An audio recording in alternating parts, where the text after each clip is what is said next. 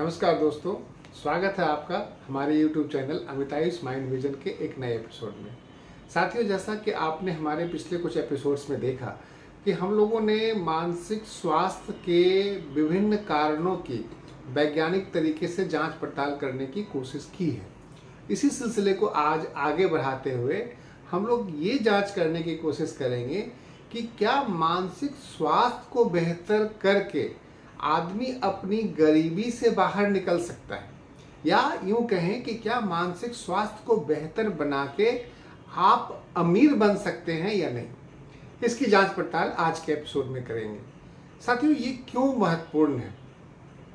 अक्सर हम सब पाते हैं कि सरकारें हमेशा ये प्रयास में जुटी रहती है, दुनिया भर की सरकारें, कि कैसे लोगों को हम गरीबी रेखा से बाहर निकालें, और इसके चलते वो अलग अलग तरह के अपने विभिन्न प्रयास करती है और अंत में हमें ये सूचना आती है कि उनके प्रयासों से इतने लोग गरीबी रेखा से ऊपर उठे।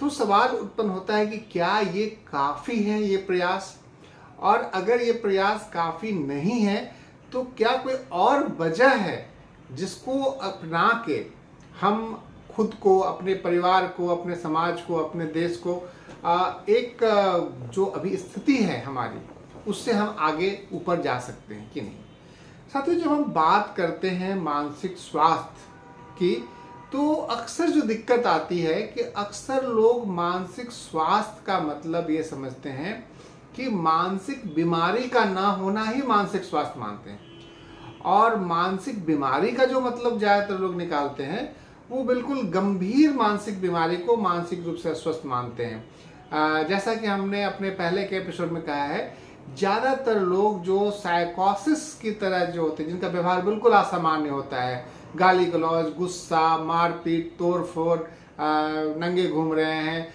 ऐसे लोगों को ही लोग मानसिक रूप से विक्षिप्त लोगों को ही लोग मानसिक रूप से बीमार मानते हैं। और जो लोग ऐसा बर्ताव नहीं करते हैं, ज़्यादातर लोग उसको सामान्य लोगों की श्रेणी में रखते हैं। नतीजतन क्या होता है कि एक बहुत बड़ा तबका जो मानसिक समस्याओं से जूझ रहा होता है, उसको आप मानसिक समस्या की तरह नहीं देखते हैं और उस पर ध्यान भी नहीं देते कि इसके क्या परिणाम हो रहे हैं। साथियों, जब हम लोग बात करते हैं मानसिक समस्या और गरीबी की, तो दुनिया भर में अलग अलग समय में इस पर बहुत सारे शोध हो चुके हैं। और शोध का विषय क्या था? शोध का विषय ये था कि क्या मानसिक समस्याओं के चलते आप गरीब हो जाते हैं, या गरीबी के चलते आप में बहुत ज़्यादा मानसिक समस्याओं का ज़्यादा हो जाता है। और शोध हमें बताते हैं कि संभवतः दोनों ही चीज़ें सही हैं। जब आप मानसिक रूप से बीमार होते हो, तो जैसा कि हमने अपने पहले के एपिसोड में कहा है कि मानसिक बीमारियां आपको प्रथम दृष्टया आपकी मौत नहीं करती है। ये क्या करती है मानसिक बीमारियां? आपके सोचने की क्षमता, आपके समझने की क्षमता, आपकी तार्किक क्षमता, आपकी भावनात्मक क्षमता, आपकी ऐच्छिक क्षमता, आपकी सामाजिक क्षमता, इन सबों में बदलाव लाती है। इन सबों में ऐसा बदलाव लाती है जिससे कि आप अपनी जो भी गुणवत्ता है, जितनी भी आपकी क्षमता है, आप उस पर खड़े नहीं उतर सकते। आप अपनी बुद्धि का, अपने विवेक का, समाज में अपने जो आपके स्किल हैं, आपके जो संवाद की शैली है, उसका उपयोग नहीं कर पाते। आप घबराए होते हो, डरे होते हो। नतीजतन क्या होता है कि ऐसी समस्याओं के आने के चलते स्वाभाविक रूप से आप जितना सक्षम है उससे निम्न श्रेणी के नौकरी की तलाश करते हैं। आपका आत्मविश्वास नहीं होता। आप में गुण है, लेकिन आप में आत्मविश्वास ही नहीं होता कि मैं वैसा कर सकता हूँ। नतीजतन आप अगर निम्न श्रेणी के जॉब में आपको बेचैनी कम होती है, आप वही करके अपनी नीति मान के बैठ जाते हैं। तो शोध हमें बताता है कि मानसिक रूप से बीमार व्यक्ति अमूमन इन समस्याओं के चलते वो अपनी क्षमता से नीचे के काम करते हैं।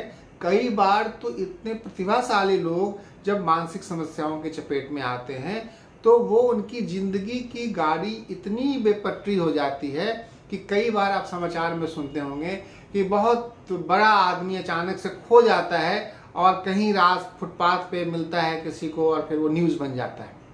तो ये तो जो मानसिक समस्याएं हैं वो जब होती है, जब आपको अपने गिरफ्त में लेती है, तो भिन्न भिन्न कारणों से आपकी क्षमता को बिल्कुल कमज़ोर कर देती है और आपको गरीबी के जंजाल में ढकेल देती है। दुर्भाग्यवश जो डेटा कहते हैं हमारे देश में या दुनिया भर के, कि इसमें से तकरीबन 70 से 80% की जो आबादी होती है जो मानसिक समस्याओं से जूझते रहती है, वो या तो पहचान नहीं पाती कि वो मानसिक रूप से बीमार हैं, अगर वो पहचान भी ले तो उनके पास इन सुविधाओं का अभाव है जिसके तहत वो मानसिक विशेषज्ञ से परामर्श ले सकें, या उनके पास इतने पैसे नहीं हैं कि वो प्राइवेट में जाकर इन समस्याओं का उपचार करा सकें। तो समस्याएं बहुत हैं। एक बार आप मानसिक बीमारी के चपेट में आ गई तो निश्चित तौर पर ये आपकी क्षमता का ह्रास करता है और आपको गरीबी की ओर ढकेलता है। अब आते हैं इसके दूसरे पहलू पे। जब आप गरीब पृष्ठभूमि से होते हैं, गरीबी का मतलब, अक्सर लोग गरीबी का मतलब समझते हैं कि आर्थिक रूप से कमजोर तबका, और ये तबका किसी जाति, किसी धर्म, किसी संप्रदाय से जुड़ा हुआ नहीं है। अमूमन सभी जाति, धर्म, संप्रदाय में गरीब होते हैं, अमीर होते हैं। तो जब आप गरीब होते हैं तो गरीबी के साथ साथ कई सारे और चीजें साथ साथ चलती हैं। गरीबी के साथ साथ घरेलू हिंसा चलती है। ऐसा देखा जाता है कि जो परिवार या जो सामुदायिक संगठन, जो समाज जहाँ पे इकट्ठे लोग रहते हैं, वो जहाँ पे गरीबी ज़्यादा है वहाँ पे झगड़े बहुत ज़्यादा होते हैं। घरेलू झगड़े, आपसी झगड़े, एक दूसरे से झगड़ना, नशे का सेवन, एंटी सोशल मतलब असामाजिक तरह की प्रवृत्तियाँ, इस तरह जुआ, नशे की लत, ये सारी चीज़ें साथ साथ चलते रहती हैं। नतीजतन क्या होता है दोस्तों कि जो गरीब जो व्यक्ति है और जो उनके बच्चे हैं, वो इन्हीं सब चीज़ों को देख के पैदा होते हैं और वो अपने घर में भी इन चीज़ों को देखते हैं और वो अपने जहाँ रहते हैं वहाँ भी इन चीज़ों को देखते हैं। नतीजतन जो उनकी परवरिश होती है, उनकी या तो आर्थिक तंगी, सामाजिक जो स्थितियां हैं जहाँ पे वो पलते बढ़ते हैं, वो ऐसी स्थितियों में ये लोग जो संसाधन उपलब्ध हैं, जो सामाजिक संसाधन है, जो सरकार के द्वारा जो संसाधन दिए जा रहे हैं, शिक्षा हो या स्वास्थ्य हो या अच्छी सोच हो, इन सभी चीज़ों से ये वंचित रह जाते हैं। ऐसे समुदायों में अक्सर हम लोग देखते हैं कि अशिक्षा बहुत ज़्यादा होती है। बच्चे कम उम्र में ही ये कोशिश करते हैं कि कैसे हम परिवार में एक आमदनी का जरिया बने। नतीजतन वो पढ़ाई से ड्रॉप आउट हो जाते हैं और स्कूल जाते हैं तो स्कूल छोड़ देते हैं, क्योंकि उन्हें लगता है कि पढ़ाई का कोई मतलब नहीं है, तंगी इतनी है, हमें कमाना है। और इस कमाने के चक्कर में अलग अलग तरह के इन्फ्लुएंस उन्हें प्रभावित करते हैं। कई बार कोई नशे के सौदागर मिल जाते हैं ऐसे बच्चों को पकड़कर, पहले उन्हें नशे की गिरफ्त में लेते हैं, फिर उनसे नशे के व्यापार में ढकेल देते हैं। कई बार ऐसे लोगों को अगर कोई हिंसक प्रवृत्ति का ऐसा है, हिंसक परिवेश में पला बढ़ा है, हिंसा उसके लिए नॉर्म है, तो वो ऐसे लोग मिल जाते हैं जिससे वो हिंसा के रास्ते पे चल बढ़ते हैं, असामाजिक तत्वों से मिलान होता है और फिर वो उसी राह पे चल पड़ते हैं। इससे उनकी ज़िंदगी की पटरी बदल जाती है। तो कहने का मतलब जो गरीबी है वो केवल आर्थिक गरीबी नहीं है, गरीबी आपके साथ साथ आपके सोच की भी गरीबी लाती है। नतीजतन ये जो सोच की गरीबी आती है, इसके चलते आप में बहुत तरह की मानसिक समस्याओं के आने की संभावना रहती है, और एक बार मानसिक समस्या आ गई तो जो भी आपकी क्षमता थी फिर उसमें गिरावट आ जाती है। तो गरीबी अपने साथ साथ बहुत सारी चीज़ों को साथ लेके चलती है और आपको मानसिक समस्याओं की तरफ भी ढकेलती है, और मानसिक समस्याएं फिर आपको गरीबी की तरफ ढकेलती है। नतीजतन एक सिलसिला चल बैठता है। और दुर्भाग्य से साथियों हम लोग ये देखते हैं कि जो परिवार गरीब है, बहुत ही कम ऐसी स्थितियां हम लोग देख पाते हैं जहां पे गरीब परिवार के बच्चे ने बहुत असाधारण गुण दिखाया है और उस पूरी श्रृंखला को पीछे छोड़कर वो आगे निकल गए, और जो आगे निकलते उसकी हम आप कहानियां सुनते हैं। लेकिन मेरा मानना है कि 100 में से 99 बच्चे हमारे ऐसे हैं जो इस श्रृंखला को तोड़ नहीं पाते और वो पीढ़ी दर पीढ़ी इसी कुचक्र में फंसे रहते हैं।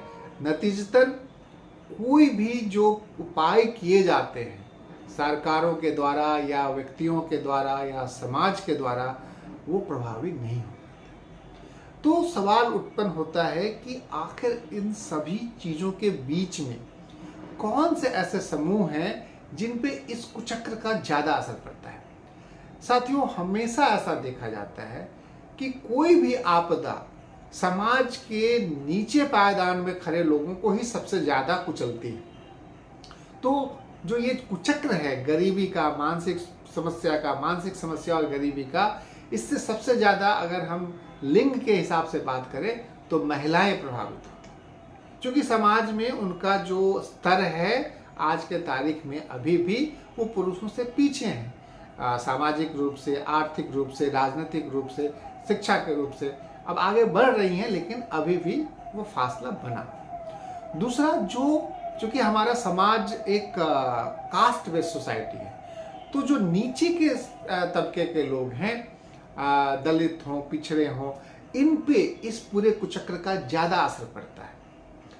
और अगर धार्मिक रूप से देखें तो निश्चित तौर पे जो अल्पसंख्यक समुदाय के लोग होंगे, क्योंकि जो सरकारी आंकड़े कहते हैं कि वैसे समुदायों में अशिक्षा, गरीबी, हिंसा, ये सब ज़्यादा है, तो निश्चित तौर पर ज़्यादा प्रभावित वो समुदाय के लोग हैं। मैं फिर से दोहराना चाहूँगा, इसका ये मतलब नहीं है कि बाकी लोग इससे पीड़ित नहीं हैं, ये संख्या की बात है। अब आते हैं सवाल इस पे कि आखिर ये जो पूरा सिलसिला है तो इसको कैसे तोड़ा जा सकता है, क्या किया जा सकता है इसके लिए। साथियों, जब अक्सर हम लोग देखते हैं, लोगों से मिलते हैं, जुलते हैं, मैं आपसे साझा करता हूं, जब मैं नशा मुक्ति केंद्र, राष्ट्रीय नशा मुक्ति केंद्र गाजियाबाद, जो एम्स की एक शाखा है नई दिल्ली की, जब मैं वहां काम करता था तो मैं कई सारे जो ब्राउन शुगर, हेरोइन जिसको कहते हैं, उनके पीड़ितों के साथ काम करने का मौका मिला। और जब मैं उनसे पूछता था कि आप एक दिन में कितने पैसे खर्च करते हो हेरोइन के सेवन में, तो कोई बताता था कि 3000, कोई बताता था 4000 रुपये का हेरोइन मैं पी जाता हूँ। तो मैं पूछता था कि महीने में आपने कितना खर्च किया, तो तकरीबन कोई 50,000, कोई 60,000, कोई 1-1 लाख रुपया तक महीना में खर्च करते थे। और फिर पैसा कहाँ से आता था? तो सबों के अपने अपने तरीके थे, कोई चोरी करके, कोई कबाड़ी का काम करके, कोई कुछ का काम करके पैसे जुटा लेते थे। तो फिर मैंने पूछा कि जब आप इस नशे को छोड़ दोगे तो पैसे का क्या करोगे? और यकीन मानिए उनके पास कोई जवाब नहीं होता था कि जब नशा छोड़ देंगे तो पैसों का क्या करेंगे। कहने का मतलब कि साथियों, जो गरीबी है ऐसे ही चलती है। गरीबी का मतलब है कि आपके सोच में गरीबी है। यही वजह है कि आप अपनी स्थिति को बदलने में सक्षम नहीं हैं। और जब मैं सोच की गरीबी की बात करता हूं तो हमें ये कुछ जो अपने सोच हैं, हमें उनको जो पहचानना चाहिए कि किन सोचों से आप अपने अंदर रख के हम अमीर हो सकते हैं और कौन कौन से ऐसे मानसिक सोच है, मानसिक स्तर पे स्थितियां हैं जो हमें गरीबी की तरफ ढकेलती है। ऐसा इसलिए ज़रूरी है समझना कि साथियों, आज की स्थिति ये जो है, सभी तरफ से आंकड़े आते हैं, हम लोग लोगों से मिलते हैं, देखते हैं, हर एक आदमी परेशान है, बेरोजगारी। हम सब मानो इस उम्मीद में बैठे हुए हैं कि कोई आएगा और हमें नौकरी देगा।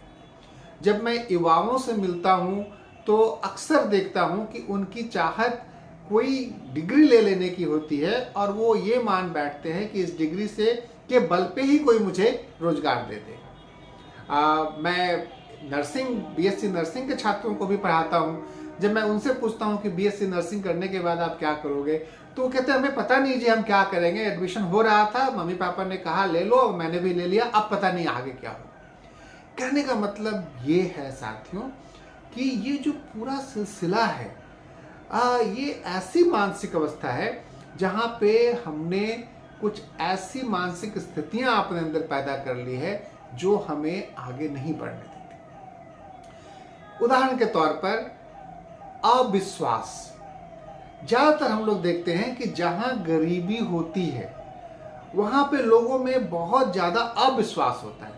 वो किसी पे विश्वास ही नहीं करते। अगर उनको आप सलाह देने जाओ तो उनको लगता है कि इसका क्या इंटरेस्ट है, ये क्यों मुझे सलाह देना चाह रहा है, इसकी मंशा क्या है।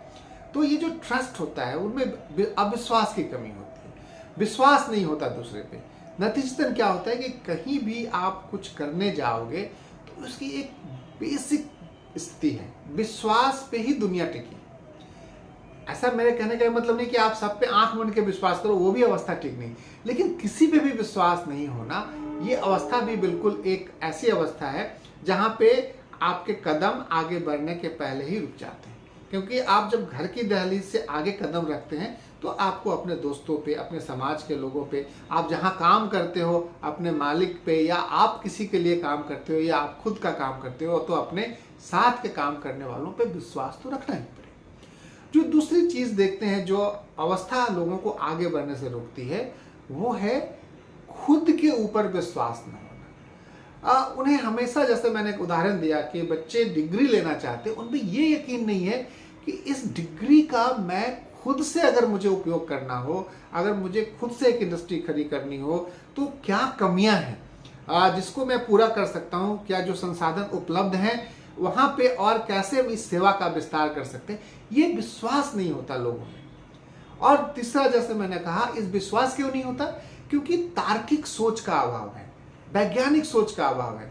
साथियों, हम एक ऐसे समाज में रहते हैं जहां पे हम भावनात्मक लोग हैं, हम बहुत पुराने सभ्यता के लोग हैं, तो धार्मिक और भावनाएं बहुत ज़्यादा हम लोगों में है।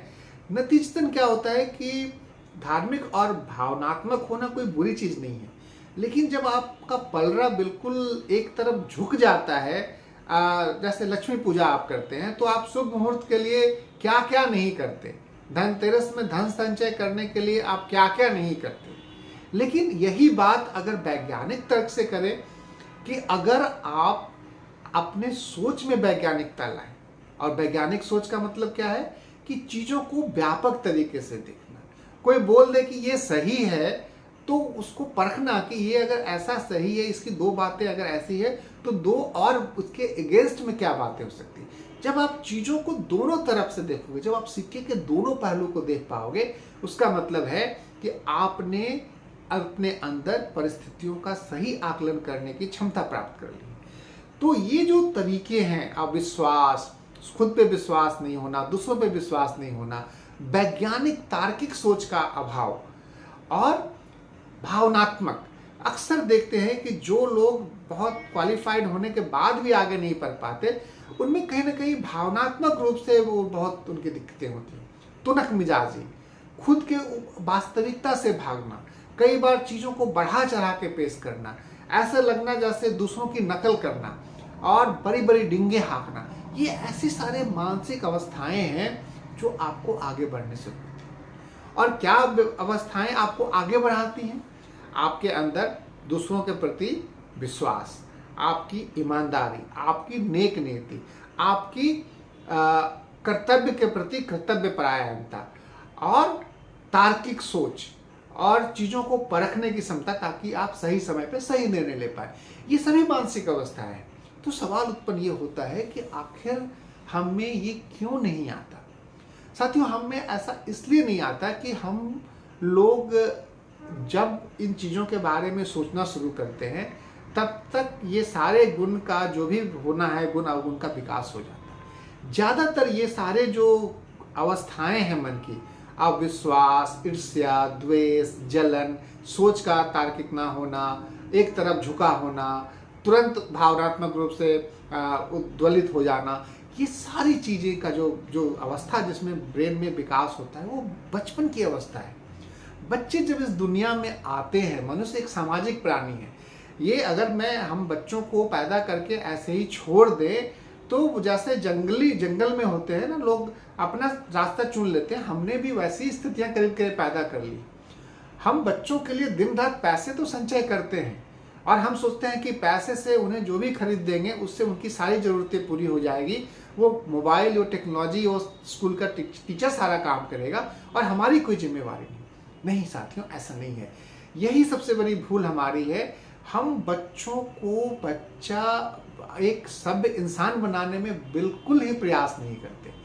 क्योंकि जो विश्वास जो होता है बच्चों में आता है, वो जैसे ही बच्चा अपने माँ के पास आता है और वो पाता है कि जब वो रोता है तो माँ उसके पास उपलब्ध है, उसकी भाव, तो वहीं से उसके ब्रेन के अंदर भावनाओं को नियंत्रित करने की स्थिति पैदा होती है। अगर माँ, बच्चा जब रो रहा है, माँ डांट रही है, डपट रही है, फेंक दे रही है दूध पी ले, तो उसके अंदर भी एक उसी तरह की अवस्था, मानसिक अवस्था उत्पन्न हो जाती है। वो उसी अवस्था में फिर आगे भी लोगों का चयन करता है और आगे भी मनस्थिति वैसी ही बनी रहती है। अगर आप घर में हैं, आपके पति पत्नी में बराबर हिंसा हो रही है, बच्चे उसको नॉर्मल मान लेते हैं और अपने आप को उसी तरह से सीखते हैं, क्योंकि हर एक चीज आप सिखाते नहीं, बच्चे देख के सीखते हैं। तो जिस माहौल में आप हैं, अगर आप बच्चों में थोड़ा थोड़ा भी बदलाव करें तो आप बच्चों के लिए एक बहुत बड़ा रास्ता तैयार करते हैं। इसके लिए बहुत पैसे की जरूरत नहीं।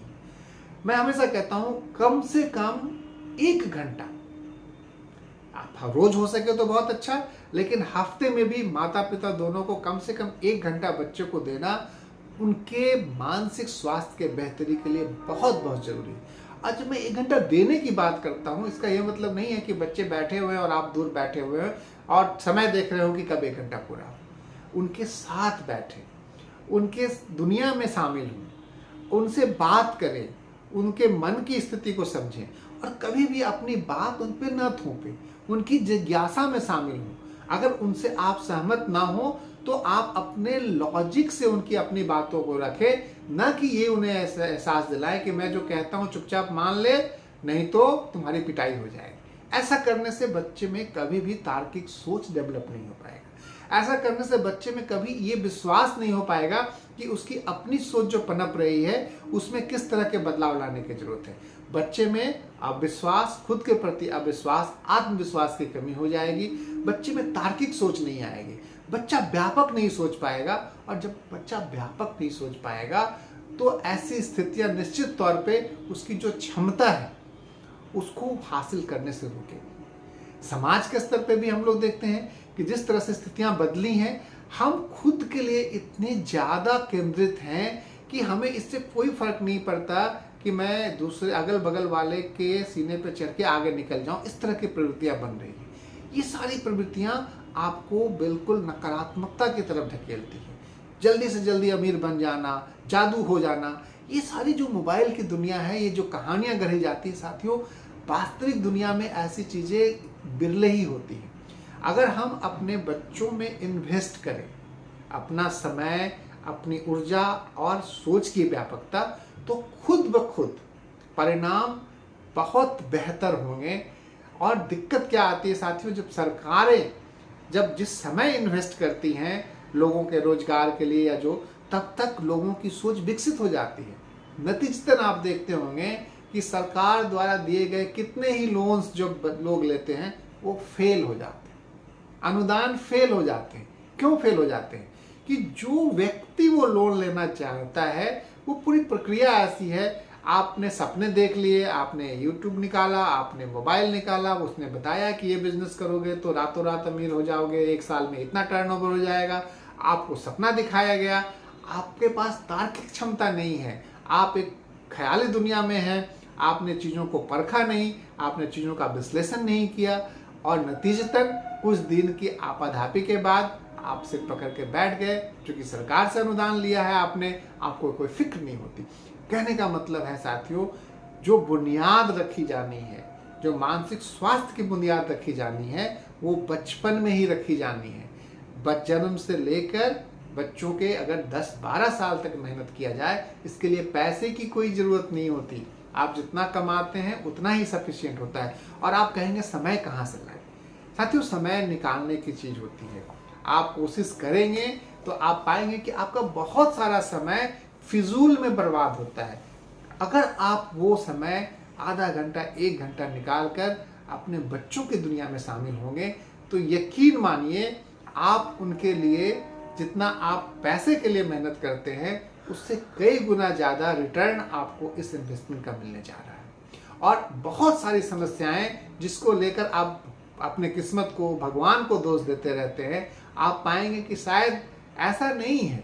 अगर आप खुद में बदलाव लाएं तो इसके बहुत अच्छे परिणाम निकल सकते हैं और आपकी स्थिति में भी सुधार होगा, आपके परिवार की स्थिति में भी सुधार होगा और बच्चे और हम सब एक बेहतर समाज में की दिशा में अपना योगदान दे पाएंगे। तो साथियों, आज का एपिसोड में हमारी कोशिश ये है कि जो गरीबी है वो उसे गरीबी को पैसे के हिसाब से नहीं दिखना चाहिए। गरीबी एक सोच की अवस्था है। नौकरियों की कमी या कम ज़्यादा होना इस पर निर्भर करता है कि एज समाज के हिसाब से हम कितने सक्षम हैं। अगर हम सक्षम हैं तो सरकारों का काम हमें अवसर प्रदान करना है। सरकार अगर ऐसा माहौल दे तो हमें खुद के लिए सोचना है, हमें खुद से नौकरी क्रिएट करने के लायक बनना है। तो ये सोच सही संभव है और ये सोच बचपन में ही मेहनत करने से आ सकता है। इसके लिए सरकारें नहीं तैयार होती, सरकार के पास इतने संसाधन नहीं है और अमूमन जो हमारी जैसे देशों की स्थिति है, सरकार से हमें उम्मीद नहीं रखनी चाहिए कि ये सब काम सरकार करे। ये सब काम हमें खुद करना है। हम खुद के लिए, अपने परिवार के लिए, अपने समाज के लिए थोड़ा थोड़ा अगर समय निकालेंगे तो इससे बहुत बेहतर परिणाम मिलने की पूरी उम्मीद है। साथियों, आज के एपिसोड के लिए बस इतना ही। अगले एपिसोड में हम लोग कुछ और इन्हीं तरह के विषयों पे आपसे फिर बात करेंगे। आपका हमारे साथ बने रहने के लिए बहुत बहुत धन्यवाद। अगर आपको हमारे एपिसोड पसंद आता है तो लाइक बटन दबाएं और अगर आपको हमारे चैनल के कंटेंट पसंद आते हैं तो हमारे चैनल को प्लीज़ सब्सक्राइब करें। धन्यवाद। नमस्कार।